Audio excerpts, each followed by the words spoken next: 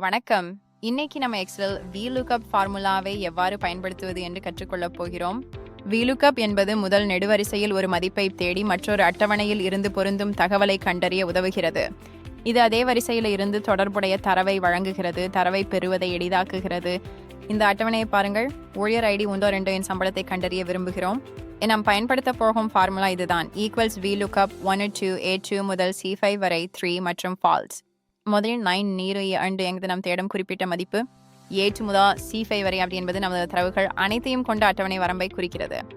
எண் 3 என்பது மூன்றாவது நெடுவரிசையில் உள்ள சம்பள தரவை வழங்குமாறு எக்ஸலுக்கு தெரிவிக்கிறது. மேலும் ஃபால்ஸ் என்பது நமது ஐடிக்கு சரியான பொருத்தத்தை பெறுவதை உறுதி செய்கிறது. அவ்வளவுதான். ஐடி 1-2க்கான சம்பளம் CY 500. ஒரு விரைவான குறிப்பு, தவறான முடிவுகளை தவிர்க்க எப்போதும் சரியான பொருத்தத்திற்கு ஃபால்ஸை பயன்படுத்துங்கள். பார்த்ததற்கு நன்றி. இப்போது நீங்கள் VLOOKUP-ஐ ஒரு நிபுணரைப் போல பயன்படுத்த தயார்.